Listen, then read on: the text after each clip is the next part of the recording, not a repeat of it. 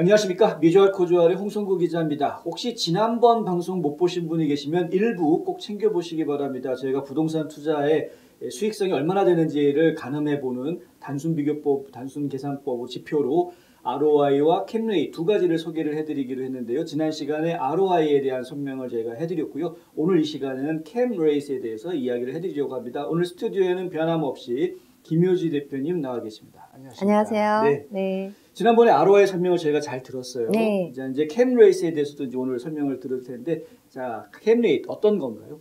캡레이스 여러분들께서 많이 사용하시는 거고 잘 아시는 부분인데요. 캡레이스를 우리가 정의를 하자면은 내가 부동산에 투자한 자금이 사업 이익으로 인해 다시 환원되는 비율을 우리가 캡레이스라고 정의를 할 수가 있습니다. 네. 네. 딱 말만 들어서는 ROI랑 비슷하게 느껴지는데 네. 어떤 차이가 있는지 궁금합니다. 네. 네. 캡레이스는 그 기준으로 하는 것이 무엇이냐면은 네. 사업 이득으로 인한 네. 순 운영 비용을 기준으로 한다는 거거든요. 오. 예.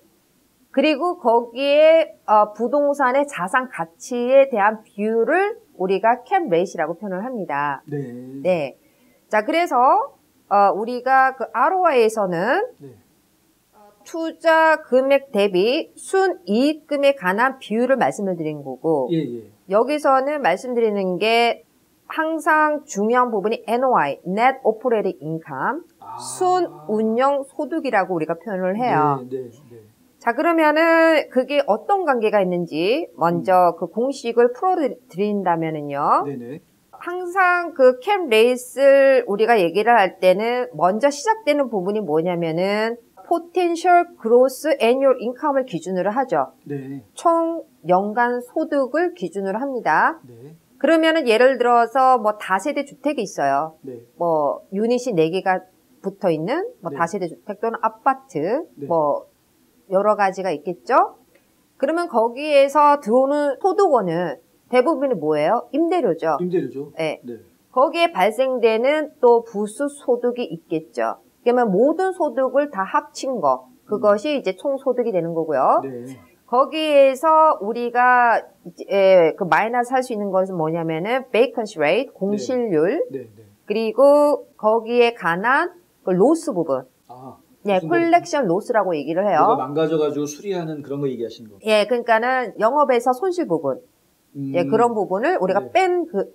빼게 돼 있어요. 아, 세입자가 월세를 못 냈다거나 뭐 이런 건가요? 예, 공실률도 있지만은 네. 거기에 따른 또 그 로스 부분이 있게 마련이죠. 그렇군요. 비즈니스를 하다 보면은요. 네. 그 금액을 뺀 소득을 유효 총소득이라고 해요. 오, 유효 총소득. 네네. 네. Effective income이라고 표현을 하죠. 아, 예. 예. 그러면 거기에서 각종 operating expense, 예, 그러니까는 그 비즈니스를 운영하기에 들어가는 모든 비용을 이제 거기에서 또 빼게 돼 있어요. 네.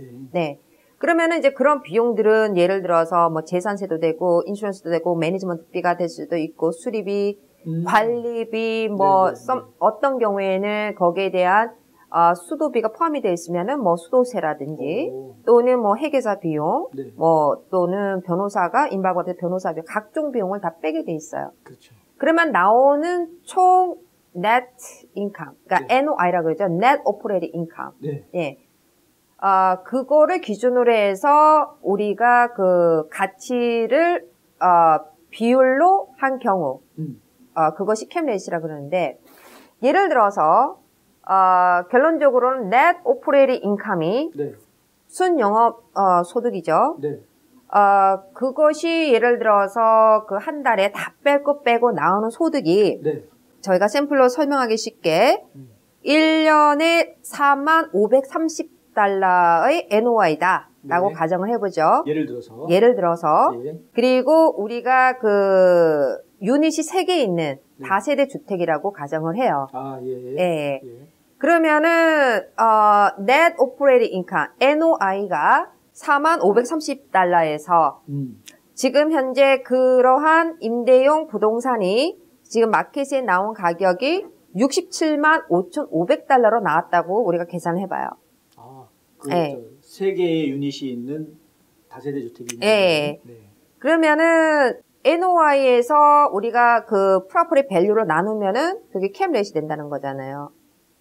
그러면은 4530달러에서 프로퍼티 밸류 67만 5,500달러를 나누게 되면은 캠 레이시 6%가 된다는 거거든요. 아, 그렇게 그런 식으로 계산을 하는 거예요. 자, 그러면 Net Operating Income, NOI가 똑같이 4만 530달러로 고정되어 있을 때 예를 들어서 그 세 개 유닛이 있는 임대용 부동산이 마켓에 나온 게 73만 9,909달러로 나왔다. 더 비싼 집이네요. 네, 똑같은 캠 레이시인데도 동일 부동산일 경우 같은 거예요. 그럼 캠 레이시 어떻게 돼요? 5.5%로 떨어지죠. 자, 그리고 똑같은 NOI를 가진 4만 530달러 NOI를 가진 그 부동산의 가격이 81만 600달러 나왔다. 그럼 캠 레이시 5%가 된다는 거예요. 자, 여기서 우리가 뭘 볼 수가 있냐면은 캠 레이스는 프로퍼티 밸류, 캠 레이스 그 부동산의 자산 가치하고 어떻게 돼요? 반대로 움직인다는 거죠. 아, 네. 그죠? 집값에 반대로 움직인다. 그렇죠. 부동산의 자산 가치가 높을 경우에는 캠 레이시 낮아지는 거고, 캠 레이시 높다는 것은 부동산 자산 가치가 좀 낮다는 거죠. 그거가 상당히 중요해요. 네. 그래서 우리가 앞으로 또 연이어서 설명을 하겠지만은 투자용 임대 부동산을 소유했을 때 거기에 대한 사업 이득으로 남길 수 있는 그 포텐셜 그 부분이 상당히 중요하거든요. 그것이 바로 NOI예요. NOI는 하나의 파이라고 생각하시면 돼요.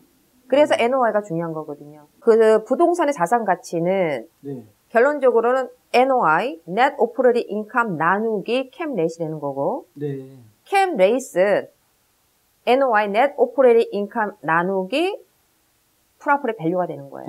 항상 이제 그런 관계가 성립이 되는 공식이죠. 네.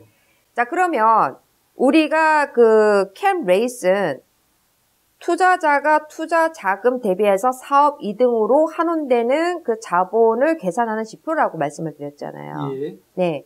그러면 우리가 캠 레이시라는 것을 통해서 부동산 시장을 읽을 수 있어야 된다는 거거든요. 역으로 얘기하면. 그렇죠. 그렇게 될 수 있겠네요. 자, 그런데 캠 레이시 어떻게 돼요? 손님들이 이제 많이 물어보시잖아요. 뭐 캠 레이시 뭐 6%입니다. 뭐 10%입니다. 그런데 캠 레이시 형성되지 않는 부동산을 우리가 선택할 때 캠 레이스를 물어보는 거는 또 말이 안 되는 거거든요. 그런 부동산도 있어요? 임대용 부동산, 그러니까는 그 소득이 발생하는 그 부동산에 한해서 우리가 그 자본 환원율을 계산하는 것이잖아요. 근데 예를 들어서 플리핑 같은 경우에는 내가 이 부동산을 사서 빨리 임프로먼트 하죠. 개선을 하죠. 뭐 부엌도 업그레이드 시키고 뭐도 업그레이드 시켜서 그런 경우에는 캠 레이시 중요하지가 않아요. 왜냐하면은 인베스터들, 투자자들은 그거를 캠 레이시도 관심이 없죠. 임대에 관심이 없어요. 왜냐하면 빨리 해서 팔아야 되는 거예요. 자산 가치를 높여서 팔아야 되는 거니까. 그렇죠. 정말 중요한 얘기예요. 캠 레이시는 자산 가치와 연결이 된다는 거죠. 그 부분을 다시 설명을 하겠지만요. 자, 그리고 예를 들어서 빈 땅을 샀어요. 임대 소득이 있어요? 소득이 없어요. 그리고 빈 집을 샀어요. 빈 집은 뭐 비어있는 버려진 폐허를 샀어요. 캠 레이스는 얘기할 수가 없어요. 그렇네요. 총 소득이 없잖아요. 없죠.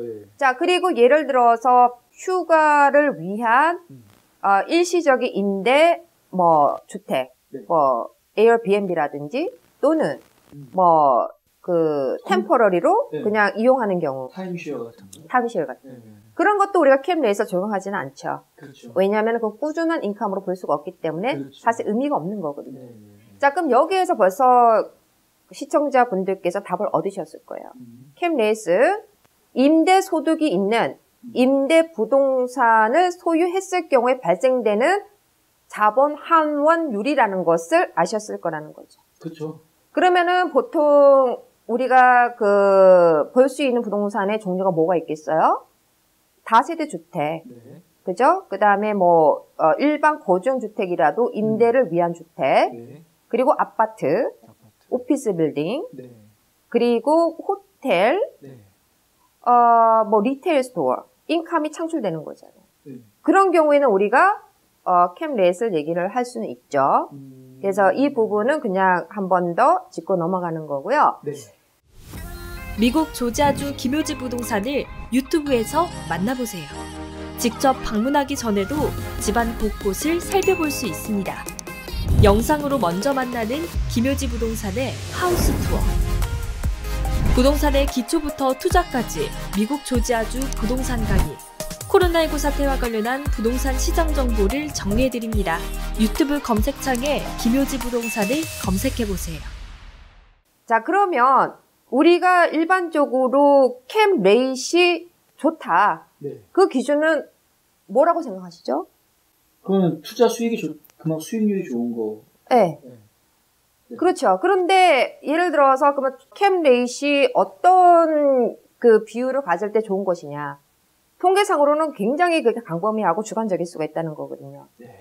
자, 무슨 말이냐 그러면은 보통 우리가 보면은 좋은 캠레이스의 의미는 뭐 4%에서 뭐 10% 사이에 있는 거를 그나마 좋은 캠레이스를 가진 부동산이다 라고 표현을 하는데 그 기준도 굉장히 틀리다는 거죠. 4%도 좋다고 얘기를 해요? 왜냐면은 뭐 샌프란시스코, 시애틀, 뉴욕처럼 고밀도 맞아요. 지역. 네, 그런 데는 지금 낮을 수 없죠. 그렇죠. 네. 자산의 가치가 높고 네. 하는율이 낮죠. 그렇죠. 기준이 다르다는 거예요. 네. 그러면은 이러한 캠레이스 기준에 따라서 다를 수가 있어요. 자, 그 기준은 뭐냐 그러면은 지금 홍 기자님께서 말씀하신 대로 위치와 입지의 관계에서 보는 캠레이스 다를 수가 있다는 거거든요. 네. 자, 똑같은 예를 들어서 그 임대용 주택이 있어요. 그러면 10개 유닛짜리가 있다. 네. 아니면은 아파트가 있다. 아니면은 똑같은 그 가치의 뭐 그 8유닛이 있는 리테일 스토어가 있어요. 네. 그러면 그것이 예를 들어서 그 켄터키에 있는 거라든지 또는 그 똑같은 것이 뭐 시애틀 워싱턴에 있다. 네. 그러면 어떻게 캠레이시 같겠어요? 다르겠어요? 다를 수밖에 없죠. 다르겠죠. 네. 그 캠레이시 어디가 더 높고 어디가 더 낮겠어요? 시골이 좀 높게 나오고 대도시가 좀 낮게 나오겠죠. 네, 맞습니다. 네. 그거는 뭐냐면은 캠레이스는 다른 말로 표현하면은 위험 요소를 파악할 수 있는 지표라고 볼 수가 있습니다. 네. 그 말을 들으니까 이해가 확 오네요. 네. 네. 자, 그래서 캠레이스 하나만 볼 수가 없다는 뜻이에요. 예. 예, 그러면 고밀도 지역, 네. 수요가 많은 지역, 네. 그런 지역은 당연히 어떻게 돼요? 위험 요소가 좀 더 작다고 보는 네, 거죠. 위험 요소가 적고 캠레이도 떨어지고. 떨어지죠. 자산의 네. 가치가 더 높다는 거죠. 네네. 자, 그리고 수요자가 적고, 그죠? 네. 그리고 더 이상 팽창의 가능성이 적은 네. 그런 쪽으로는 어떻게 봐요? 위험 요소가 더 크다고 볼 수가 네. 있죠. 그러면 어떻게 돼요? 캠레이스는 더 올라가고. 높다고 볼 수가 있죠. 자산의 가치는 작고. 그렇죠. 네. 자, 이거는 무슨 원리냐면은 네. 자본에 대한 환원율이라고 그랬잖아요. 네. 그러면 우리가 부동산으로 벌 수 있는 소득은 두 가지예요. 네. 매각한 후에 자산의 가치잖아요. 네. 앞에서 우리가 ROI 할 때 얘기를 했어요. 액거리를 어떻게 볼 것이냐. 네. 그리고 또 내가 이거를 보유함으로써 들어오는 소득을 얘기하는 거예요. 자본에 대한 소득. 네. 그러면은 either way 어떤 쪽에 하나는 높고 하나는 낮아야지만 투자자들이 거기에 대한 매력을 가지고 그 부동산을 살려고 하겠죠. 그렇죠. 예, 그 뜻을 얘기하는 거예요. 그러니까는 예를 들어서 나는 쇼핑센터인데 쇼핑센터를 살려고 하는데 유닛이 8개짜리를 사고 싶어요. 네. 그러면은 캠레이스를 뭐 6%면 좋겠어요. 근데 그거는 상당히 굉장히 주관적이고 애매할 수가 있다는 거거든요. 네. 내가 어느 위치에서 그런 거를 말씀을 하셔야 된다는 것이죠. 그렇죠. 자, 그리고 캠레이시 또 달라질 수 있는 부분. 네. 예, 뭐라고 보세요? 아까는 위치, 입지. 네, 위치, 입지. 네. 네. 그리고 또 달라질 수 있는 부분 뭐가 있을까요? 잘 모르겠는데요. 유형별로 달라질 수가 있어요. 그래요? 그렇죠. 아까 위험 요소를 나타내는 지표가 우리가 또 캠레이시라고 그랬잖아요. 캠레이시다 했죠. 예. 아까는 위치와 입지. 두 번째는 유형별로 틀립니다. 자, 아까 앞서 설명했듯이 임대용 투자 부동산일 경우 캠레이스를 우리가 말할 수 있다라고 말씀을 드렸잖아요. 그렇죠. 네. 그럼 유형별로는 우리가 임대용 투자 부동산은 보통 상업용 부동산, 주거용 부동산에서 임대의 소득이 나오는 경우란 말이에요. 네, 네. 그러면 그것이 아파트가 될 수도 있고 다세대 주택이 될 수 있고 싱글 패밀리홈 하나도 될 수도 있어요. 그렇죠. 네, 그리고 또 뭐가 있어요? 오피스 건물. 상업용으로 가면 종류가 다양하죠. 그렇죠. 리테일 스토어. 네, 있고. 셀프 스토리지, 네. 뭐 호텔, 오피스. 네. 유형에 따라서 캡넷이 달라집니다. 아, 그렇군요. 네. 그렇기 때문에 예를 들어서 나는 어떤 것도 상관없어요. 네. 그냥 캡넷이 6% 되는 것만 찾아주세요. 그것도 안 맞는다는 거거든요. 아주 단순하신 분이에요. 네, 자 그러면 네. 가장 우리가 그 낮은 위험 요소를 가지고 있다. 그거는 캡넷이 낮고 자산의 가치가 높다는 거고 네. 그만큼 위험 요소가 낮다는 거죠. 네. 자 그럴 경우는 우리가 다세대 주택, 거주용 주택 또는 아파트 이러한 거주용, 임대용 부동산의 경우 네. 위험 요소가 낮기 때문에 네. 캡넷이 낮고 자산의 가치가 높습니다. 네. 예. 네. 그래서 그게 유형별로 틀려요. 왜? 어떤 일이 있어도 네. 어딘가에선 사람은 살아야 된다는 거죠. 그렇죠. 그렇기 때문에 캡넷은 낮지만은 위험 요소의 부담을 줄이기 위해서 이러한 거주용, 임대용 부동산을 가장 많이 안전 자산이라고 생각들을 하신다는 거거든요. 그렇죠. 네. 네. 맞습니다. 자, 그리고 그것도 핵심 지역에 있느냐, 서버번 지역에 있느냐에 따라 틀리겠죠? 네. 마찬가지예요.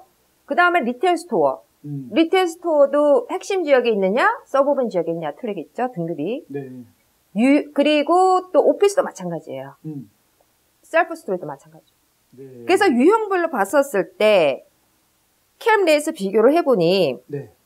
캡넷이 가장 낮은 게 거주용, 임대용 부동산이었고 그 다음이 리테일 스토어, 그 다음이 오피스, 그 다음이 셀프 스토리지, 그 다음에 인더스트리얼, 그 다음이 호텔이에요. 아, 호텔은 그럴 수 있겠네요. 네. 그러한 상세한 내용은 다음에 또 시간을 내서 네. 저희가 더 네. 디테일 말씀을 드릴 거고요. 네. 그래서 캡넷이 달라질 수 있는 부분, 우리가 이해할 수 있는 부분이 다르다는 거죠. 그것이 유형별로도 달라진다는 거예요. 재밌는데요, 얘기가. 일단은 원칙은 저희가 알 것 같아요. 그러니까 캡넷을 보고 이게 투자에 대한 안전성을 확인해 볼 수 있는 하나의 바로미터가 될 수 있다. 근데 이것이 또 업종에 따라 다르고 지역에 따라 다르고 입지에 따라 다르고 여러 가지 주변 환경 요소들에 따라서 다를 수 있기 때문에 단순하게 생각하기는 또 곤란. 근데 이제 주변에 제가 보면은 그런 분들 되게 많긴 하거든요. 캡넷이 얼마예요? 5%입니다. 에이! 뭐. 그렇죠. 그래서 제가 캡넷을 읽을 수 있는 네. 지혜와 지식을 우리가 늘려야 된다. 네. 그 얘기를 하는 거거든요. 이게 네. 굉장히 캡넷 하나만으로도 부동산이나 부동산 시장을 읽을 수 있다는 거거든요. 그렇군요. 네.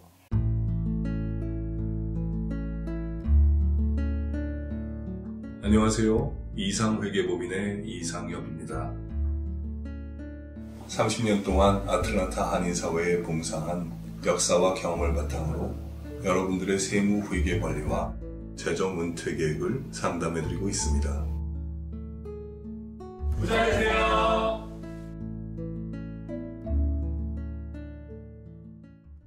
자, 그래서 우리가 두 번째 유형별로 틀리다고 말씀드렸죠. 네. 그리고 또 세 번째 달라질 수 있는 부분이 뭐예요? 또 있어요? 많죠. 그래요? 많습니다. 아, 네. 등급별로 달라집니다. 등급. 네. 이거 생각 예를 못했네요. 들어서 네. 우리가 오피스 빌딩도 등급이 있습니다. 아. 네, 리테일 스토어도 등급이 있어요. 네. 아파트만도 등급이 있습니다. 아. 자, 예를 들어서 오피스 빌딩이다. 네. 오피스 빌딩도 럭주리하게 이렇게 되어 있는 빌딩이 있고 그렇죠. 엘리베이터도 고층으로 해서 쭉 가는 네. 그런 빌딩이 있죠. 네. A급이죠. 네네. B급은 좀 더 저층이면서 엘리베이터는 있지만은 네. 그렇게 화려하지 않죠. 아. 그리고 또 그보다 더 등급이 낮은 거는 가든형으로 해서 엘리베이터가 없거나 또는 2, 3층인데 엘리베이터 없이 계단으로 올라가는. 네. 다 틀립니다. 그렇군요. 호텔도 틀리지 않아요. 그렇죠. 네. 호텔은 아예 이제 별로 등급이 다 나뉘니까. 그렇죠. 네, 네. 그래서 등급이 네. 고급 등급부터 만약에 고급 등급이 A 플러스면 네. A 플러스, A, B, C, D 등급에 따라서 캡넷이 나눠진다는 거죠. 아. 그러면은 고급 등급일수록 어떻게 돼요? 캡넷이 떨어지겠네요. 그렇죠. 네. 왜냐하면 위험 요소가 그만큼 작기 때문인 거죠. 아. 예, 그래서 등급별로 달라져요. 네. 그러니까 우리가 캡넷 6% 찾아주세요. 이게 참 애매한 얘기라는 거거든요. 그렇군요. 예. 자, 그리고 또 우리가 캡넷을 통해서 부동산 시장 사이클을 읽을 수가 있어요. 네. 네. 무슨 말이냐면 부동산 사이클은 항상 주기별로 움직인단 말이죠. 네. 예, 처음에 우리가 그 회복기가 있으면서 확장기가 있고, 그 다음에 그 공급 과잉기가 있으면서 다 침체기로 가고, 그 다음에 회복과 동시에 확장이 있고, 공급 과잉으로 갔다가 또 침체가, 이런 서클로 간다면 사이클이 있어요. 네. 이거를 우리가 물리적 사이클이란 말이죠. 네. 자, 그러면, 어떤 지역을 정했어요. 자, 그러면은 조지아다. 그럼 네. 조지아에서 나는 아틀란타다. 그럼 네. 지역이 정해졌죠? 네. 그러면은 위치는 정해졌어요. 네. 자, 유형을 정해야 되겠죠? 네. 그러면 나는 아틀란타에 아파트, 음. 고급 아파트로 가겠다. 오케이. 그러면 유형이 정해졌고 등급이 또 정해져. 정해졌어요. 네. 네. 그러면은 이제 좁혀졌잖아요. 네. 그럼 거기에서 캠 레이스를 우리가 자료로 조사를 하잖아요. 예. 그러면은 이거하고 비슷한 대상을 찾는 거죠. 음. 그러면 그 대상에서 똑같은 유형이어야 되죠. 네. 그러면은 1년 전, 2년 전, 3년 전에 캠 레이스 비교를 해야 된다는 거죠. 네. 자, 그런데 캠 레이트이 더 낮아졌어요. 그러면은 부동산 시장 사이클이 뭐예요? 아, 좀 하향세로 있는 거예요? 아니, 비싸진 거네요, 값이? 그렇죠. 네. 그러면은 어떻게 돼? 회복기나 아니면 확장기에 있다는 확장기에 거죠. 있다. 반대의 경우 네. 캠 레이트이 1년, 2년, 3년하고 비교해 점점 캠 레이트 올라가고 있어요. 네. 그럼 부동산 시장이 어떻게 된다는 거예요? 그럼 지금 그건 떨어지고 있는 거네요. 공급 과잉이나 네. 침체기로 가고 있다는 거거든요. 그래서 캠 레이트를 읽을 수 있는 능력을 키워야 된다는 거거든요. 그렇군요.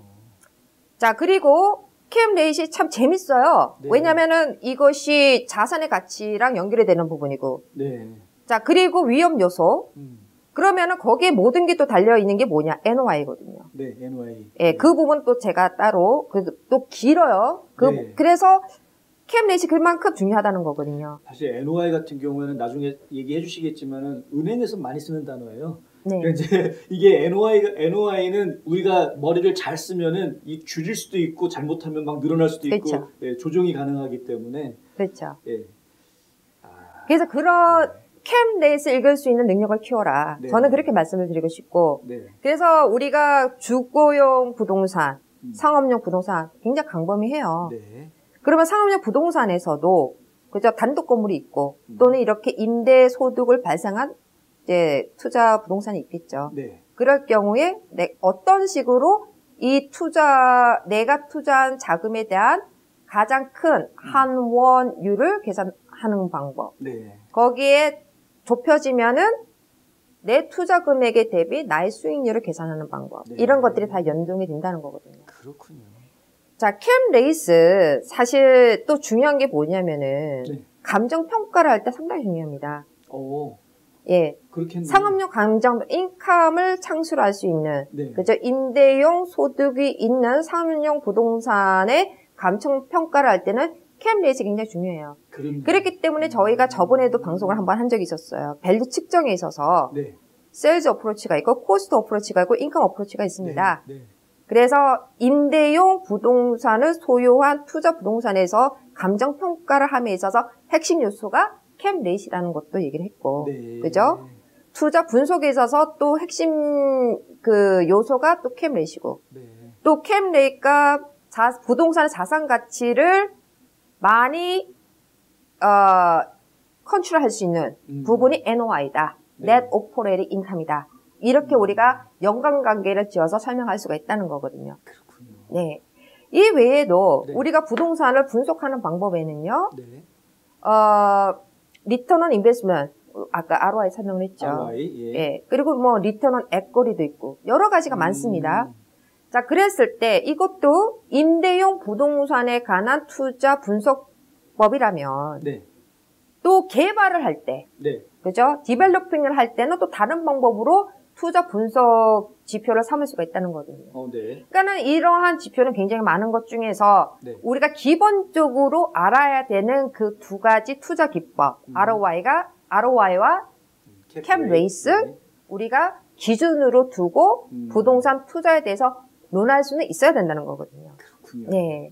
그래서 이 캠 레이스를 우리가 풀어감에 있어서 굉장히 많아요, 얘기하시는 부분이. 네. 근데 그거를 오늘 이 시간 다 말씀을 하기에는 시간적인 어떤 제한이 있고 네네네. 그래서 다음 편에 기회가 된다면은 네. 캠 레이스를 통해서 우리는 또 무엇을 읽을 수 있으며 그러면 어떻게 해서 내가 자산의 가치를 높일 수 있는지 그렇다면 NOI를 나는 어떻게 움직일 수 있는지 그렇죠. 사실은 그게 중요한 거죠. 거거든요. 네, 그게 중요한 거죠. 네. 네. 그리고 플리핑은 왜 좋으며 임대용 투자자는 두 가지예요. 네. 한쪽 부류는 플리핑, 네.